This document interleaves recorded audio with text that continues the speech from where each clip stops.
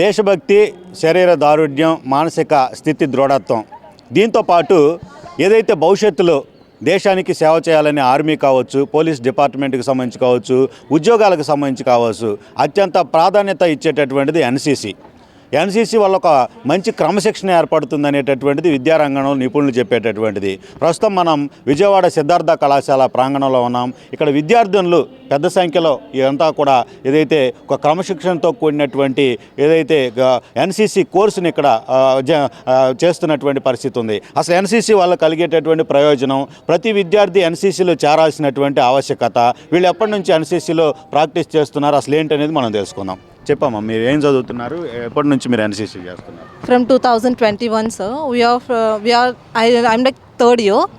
So degree starting నుంచి like మేమంతా ఎన్సీసీలో జాయిన్ అయ్యాం. వీఆర్ ఫ్రమ్ ఫురాంధ్ర గర్ల్స్ బెటాలియన్. సో స్టార్టింగ్ నుంచి తీసుకోవడం జరిగింది. బీ సర్టిఫికేట్ కంప్లీట్ చేసాము. Now we are practising for C certificate and we gonna write C certificate in Feb 18th.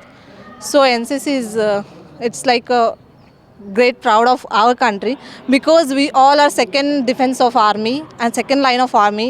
We all should support them. So మేమంతా వాళ్ళని support చేయడానికి ఆర్మీలో join అయ్యాము. And discipline, unity and also దాంతోపాటు ఎడ్యుకేషన్ని కూడా same balance చేస్తున్నాము.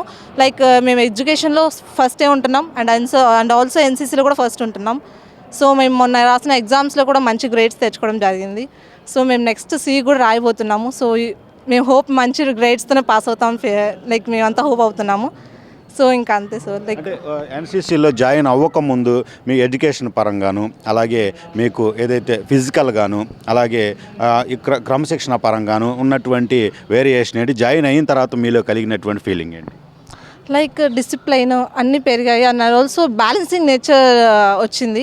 Like two balance చేయాల్సింది వచ్చింది. లైక్ ఎగ్జామ్స్ అండ్ ఆల్సో మేము ఎన్సీసీలో కూడా సేమ్ టైంలో పార్టిసిపేట్ చేసేవాళ్ళము అండ్ అన్నీ బ్యాలెన్స్ చేసేవాళ్ళం. అటెండెన్స్ అండ్ క్లాసెస్ అన్నీ అలా బ్యాలెన్స్ చేయడం జరిగింది. అండ్ ఆల్సో మాలో లేని కొత్త స్ట్రెంగ్త్ మాకు తెలిసింది. Like we can balance both.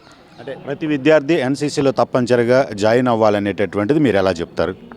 Because ఎందుకు అంటే లైక్ కంట్రీ అనేది ఇట్స్ నాట్ ఇండివిజువల్ పర్సన్. ఒక పర్సన్ ఎప్పుడో కంట్రీని మనం కాపాడడం కుదరదు. సో బల్క్లో పీపుల్ అందరూ నా కంట్రీ అనుకుంటే it's like good to every one. So మన కంట్రీ అనుకునే వాళ్ళంతా డెఫినెట్లీ జాయిన్ అవుతారు. మేము హోప్ చేస్తున్నాం. అవేర్నెస్ అని ఏం లేదు సార్. లైక్ అవేర్నెస్ ప్రతి ఒక్కరిలో ఉండాలి. It's our country, not my country, it's our country.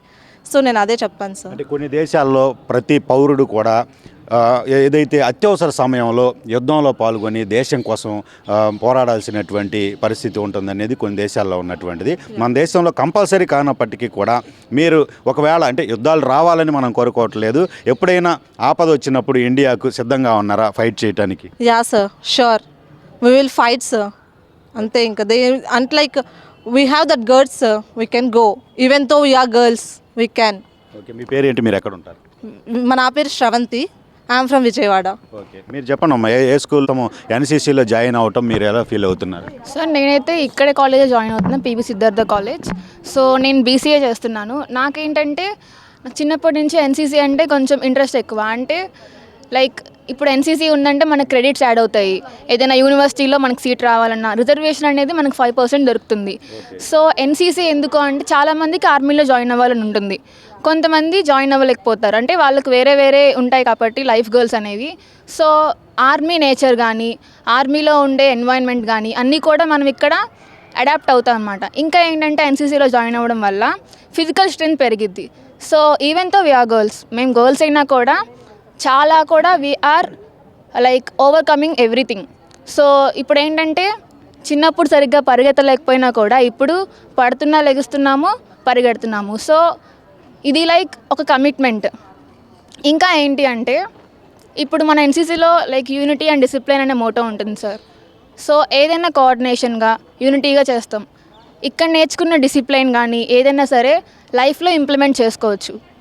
ఇంకా ఇఫ్ ఇన్ కేస్ ఎవరైనా ఆర్మీలో జాయిన్ అవ్వాలి అనుకుంటే కనుక సో ఇక్కడ రూట్ మ్యాప్ అనేది మనకి ఇక్కడ అవైలబిలిటీగా ఉంటుంది. అంతే సార్.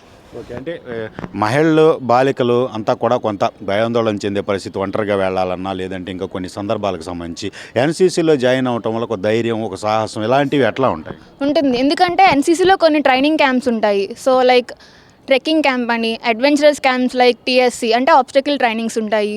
ఇంకా ఏంటంటే ఫిజికల్ స్ట్రెంత్ పరంగా కొన్ని క్యాంప్స్ ఉంటాయి. ఇంకొన్ని ఏంటంటే పారాట్రూపింగ్ అంటే తెలుసు కదా, హెలికాప్టర్స్ నుంచి పారా జంప్స్ చేస్తారు. సో ఏంటన్నా కూడా ఫిజికల్గా మనకి చాలా ధైర్యం అనేది ఉంటుంది. ఓకే, నేను ఏమన్నా చేయగలను, ఏదైనా ఎదుర్కోగలను అనేది.